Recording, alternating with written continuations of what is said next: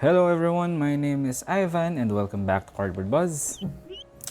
And if you're new here, this is a channel about board gaming, and in this specific case, this is about card gaming as well as I tell you a story. This is the first episode of Story Time, and I will just basically tell you in this video how I accidentally got into Mythic via playing Standard in Magic the Gathering Arena. So I will explain all those terms to you throughout the video, so please stay tuned. But just in case you haven't yet or you aren't subscribed to the channel yet, please consider subscribing. Or if you're watching this outside of YouTube at the moment, consider taking a visit. And hope you enjoy the video. But that is it for me. See you in a bit.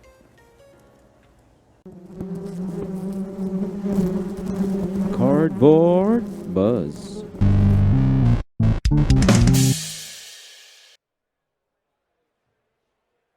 It started months ago. The Dungeons and Dragons set for Magic the Gathering was released. It's called Adventure in the Forgotten Realms. Now, what you need to understand is that before that time, I have never played Magic the Gathering before. Literally never. Okay. I think it's not impossible for, some of my audience to not know what Magic the Gathering is. So here's a quick explanation. Magic the Gathering is one of the oldest trading card games, maybe the pioneer of all. It is a game where players build their own decks. It consists of spells such as creatures and enchantments that are powered up by mana coming from different types of lands. And these lands are called mountains, swamps, plains, forests, and islands, or red, yellow, green, black, blue. So that's basically what Magic the Gathering is. Dungeons and Dragons, on the other hand, is a role-playing game, one I consider the best game of all time. Don't at me. But this is where players make pretend or, role play certain characters as they embark on an adventure and oftentimes campaigns. It is literally where anyone can do whatever they want. So anything related to Dungeons and Dragons will obviously pique my interest. So that's what happened. Going back, the Adventure of the Forgotten Realms set was released, and as a D&D fan, I did my due diligence to check that out. And the way I did it was via Untap. I got some of my friends to play Draft with me. So now, what is Draft? What is Untap? Most of my audience are board gamers, so I think most of you would know what drafting is, but for the unfamiliar, Board Game Geek (BGG) defines drafting as a means of distributing cards or other game elements to players through an ordered, closed selection process, typically select and then pass. Now, remember how I mentioned players build their own decks earlier? In draft, you do it in a more limited sense. Deck building is more open in Magic the Gathering. My biggest problem on why I've never tried playing Magic the Gathering before is because of deck building. I do not have the time nor the effort and the resources as well for me to build one. So drafting makes it easier. Okay, now what you need to know about Untap is that it is a free implementation. Cards are there. You can build decks without spending anything, but personally, I'm not very sure about how legal it is. Is it supported by the publisher, Wizards of the Coast? I don't know, but it's a free alternative if you just want to try out Magic the Gathering. And since there are only 4 of us playing, we are drafting with 4 bots. Hello, let's draft. In any case, it was just one time, so we went ahead with it. And overall, I remember winning 2 games and losing 1. And the experience made me feel good. Made me enjoy Magic the Gathering. It was a very good experience overall. So now, I want more. I have enjoyed drafting, I have enjoyed playing Magic the Gathering, and I want to keep doing it. So I looked around and, saw this thing called Magic the Gathering Arena, which is basically a digital version of the game. Magic the Gathering is played physically with physical cards that you collect. Basically, people call it paper magic, right? So Arena is the digital version for Magic the Gathering. Everything is owned by the publisher. It is as legal as it can be. It also looks nice with all the animations in the interface. I have played some digital card games before with some varying level of success, mainly Hearthstone and Legends of Runeterra, to some extent, Pokemon trading card game as well. So getting into Magic the Gathering Arena wasn't really an issue for me. But if you remember before, I mentioned that, time, effort, resources, nothing has changed. I still don't have them. But, I guess I have a few minutes or hours per day to spend, during break times and all. So I went ahead. I downloaded the client, played through all of the tutorials, and got me some basic decks, which is all well and good, but I'm not here for those decks. I wanted to draft. I wanted to draft D&D, the Adventures of Forgotten Realms set. So if you look into the events in Arena, there is something that is called Premier Draft. This is where you will be drafting with 7 other human players, not the bots, not with bots like in Untap that I've mentioned earlier. Play with me. And after you draft, you keep playing someone of the same rank until you lose 3 games, right? So winning 5 games will give you enough rewards to do another draft. So if you consistently win 5 games every draft, you can be an unlimited drafter. So you just draft, you play and win 5 games, then you get enough rewards to do it again. So it's like the dream for me, it's the heaven, But of course, I'm not that. I've played around for 2 months. So I'm shit at the game basically. But in any case, to play Premier Draft, it costs 10,000 coins or 1,500 gems. Gems is the in-game currency that Magic Arena has. And coins are in-game currency as well, but you just get them through quests. For gems, you can buy them with real money. Again, this is, I think, the 3rd time I'm mentioning it. I still don't have the resources. I'm not giving them money. I don't want to. I refuse to give money. I refuse to spend money on trading card games. It's just me. I mean, you do you if you want to, and it's fine. I just don't want to. So I will just complete the quests every day. They're daily quests, and they give you rewards, coins, and sometimes gems, sometimes cards.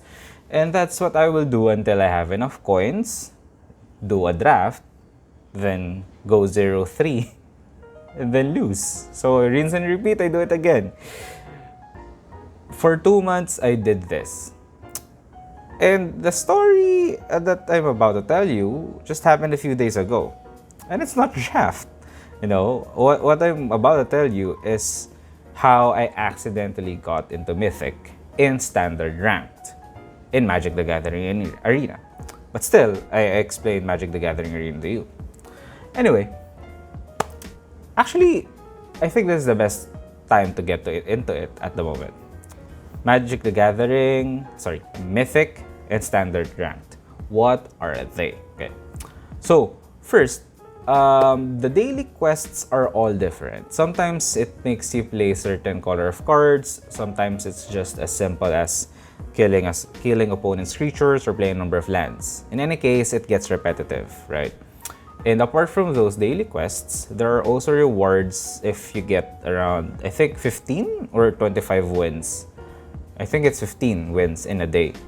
But of course, that's a lot of games. That's at least 15 games if you win all of them. But of course, you're not going to win all of them. Well, maybe you will because you're great, but I don't. So,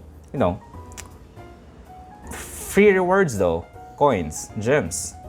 So, With all the questing I've done and all the free packs I'm getting, I was able to build a decent deck.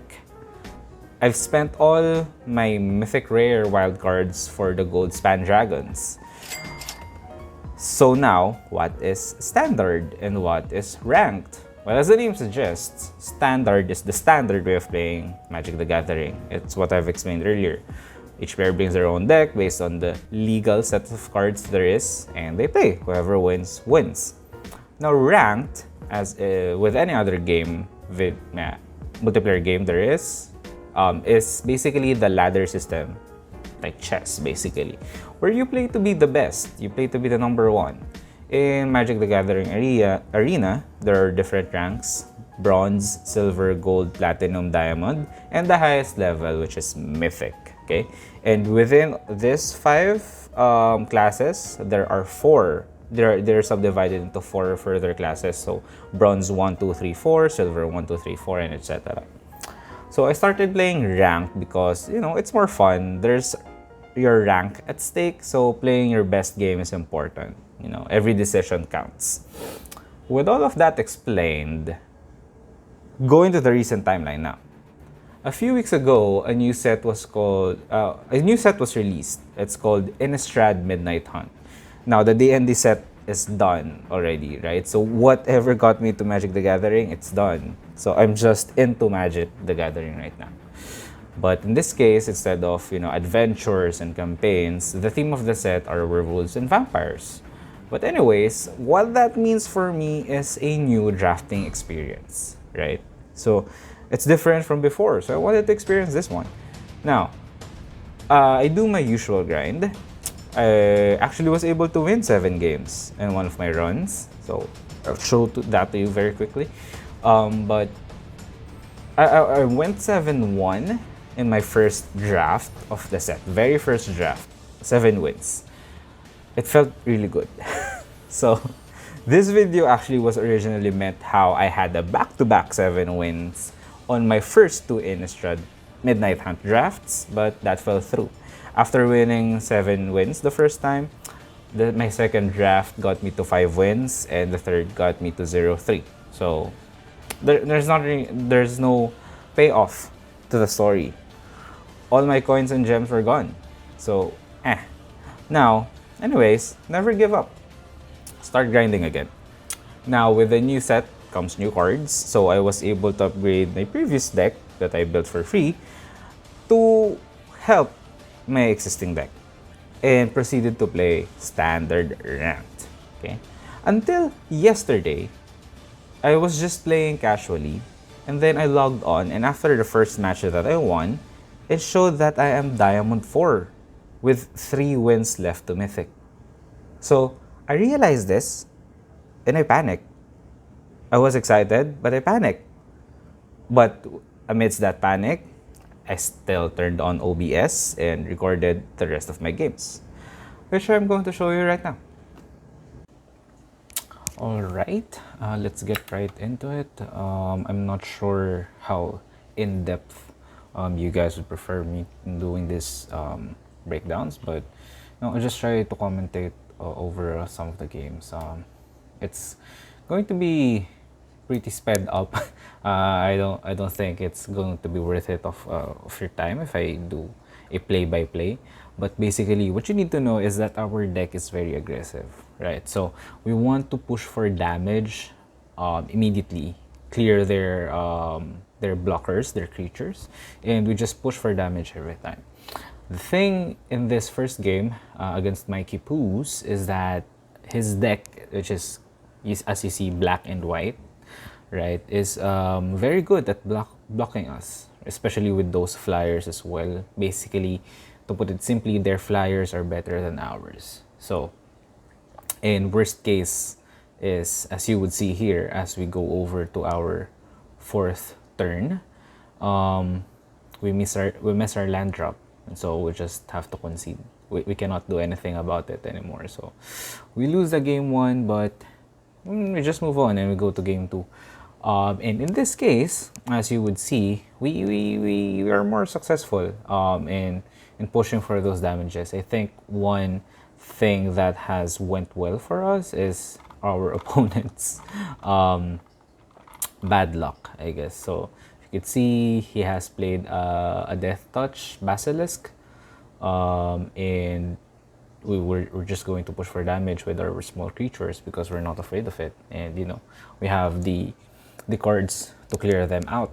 So that's what we're going to do. And as you see, they played their second Basilisk, and we still have a removal for it. So we remove and we push, and there is a third Basilisk. So we have we have a big creature in hand that is going to be bigger because of our existing creatures. So once we play that, that is a flyer that this Basilisk cannot block. So they can delay us for a good amount of time, but it'll be difficult for them to have all the answers at all the right time. And as you see here, we've played all our cards. We don't have any cards in hand anymore, and they still have 5. So we have an advantage in terms of the cards that we have on board, which is something that you would want to have in these types of games. Typical card games or strategy games. Any advantage that you could have, you take. And here we got a good draw as well, a Dragonfire that we can kill their board with, and we can just push for attack, and so they just concede. On to game 3 with our opponent with a very kind of complicated name. So if you notice the lands that they've played, that's a Plains and a Swamp, which indicates that they're also in black and white, like the first opponent that we had in this video, the one that we lost to. But in this case, they seem to be playing slow. They don't have enough early plays, and we have managed to go to round 5 with a big threat in terms of our Planeswalker right there. Though they were able to remove it, but we still have our threat very early on the board, and we're just being aggressive. We just push for damage as much as we can, and they don't have any good blockers in play, so we just keep doing that. The thing with our deck is it can really snowball if there is no one to answer it, and in that case their answers to our answers are being removed as well with the cards that we have in hand. Although they had a good Doomscar play there, which cleared the board for us, but we've done enough damage. They're at 5 HP, and the card that we played, you can just keep pinging them for 1 HP, 1 HP every turn, and they will just lose. So they conceded, and we go to the next game against Delicious. I pronounce it Delicious. It looks delicious to me. But this is actually a freebie, so this one would be very fast, as our opponent just timed out, or it probably got disconnected, and they lost all their timeouts to get back into the game. So we just get those victories. It wasn't exciting, but we take those. But here, we are basically just 1 win away from getting to Mythic. And this is our final boss, JJK. As you see, our cards are pretty decent. We have some good answers. We have a small creature on board, so that's good enough for us as we go to turn 4. But this card that they had, In Search of Greatness, is a big problem for us. They would be able to get value out of this because we don't have a way to remove it on our deck. So that's pretty bad for us, just being honest. And so we were able to play a flying threat for us, but we can do some blocks with those big creatures, and as you can see, their creatures are just bigger than ours, right? So it'll be very difficult for us to handle all of these. But we have to keep playing. We have some tricks that we can do, like this block right here. Yes, you see right there. We were going to be able to prevent 4 damage to us, and we're going to basically trade one of their creatures until they did that, so it didn't get removed. But we made them spend a card. So in this case, we just have to try and keep removing their creatures, and at the same time, maybe push for damage. But in this case, I didn't think it was a good turn to push for damage, because we still want to trade or remove their creatures by blocking with ours. The same that we did in the turn before. In this case, I think our opponent had options there, so he took a while to think, but you know, same objective. I think we have the same objective, is to actually just push for damage using the creatures that we have. So we keep doing those. In this case, I do what we did again, and we were able to clear it successfully this time. So we have a flyer on board, and they have two land creatures. And I think that was a good time for us to push for damage, because that's 6 damage in total. They're down to 11, and they were able to play a flyer. And if you can see right here, well, you don't see me live, but I'm being very excited at the moment, as next turn we have lethal damage. If they don't play something that could prevent our flyers from attacking, then we would just be able to push. Though, as you can see, they're just going to attack us for 17 plus 16 damage. So we have to block, and we do that. And there you go. For our last attack, 7 plus 5, that's 12. That's more than 11, and we were able to kill him. And there we see the rank screen. We got it. We are mythic, and I'll just celebrate for a bit. But basically, thank you for watching this video. That is basically how I accidentally got into mythic via playing standard ranked in Magic the Gathering Arena, all the while trying to just play draft again and again. But I hope you enjoyed the video. Please consider subscribing to the YouTube channel. If you're watching it from outside of YouTube, please consider, giving us a visit, and thank you very much. Bye.